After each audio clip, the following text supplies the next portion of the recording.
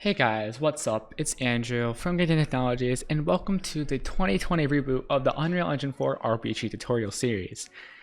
From when this video goes live, probably a week before this, I have gotten rid of all of my Unreal Engine 4 tutorial series of every series, and I'm deciding to start anew because of my year of absence and the new version of Unreal Engine. So let's just start by what we cover. So I know base series, I'm going to be covering enemies, in-game currency, combat, basic animations, and stuff like that.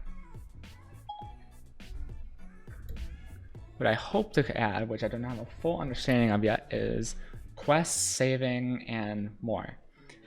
Saving, we can do basic saving, but not like full saving for like quests and not like inventory system, armor, and stuff like that.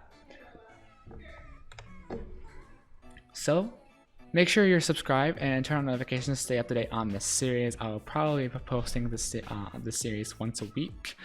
No set day yet, but with quarantine and stuff going on at the time of this, probably the first month or so episodes will be consistent.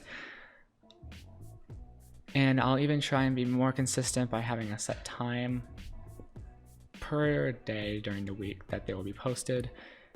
So, and if there's ever bugs or anything, I will make an emergency video of that during that very little time period of after the videos have been uploaded.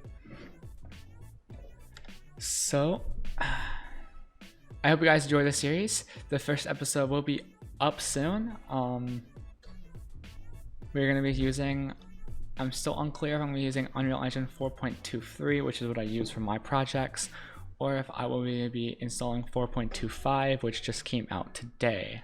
I'm pretty sure I'm just going to install 4.25. So, I hope you guys enjoyed, and we'll see you in the first episode where we set up a project. This is from Andrew from Gating Technologies, signing off.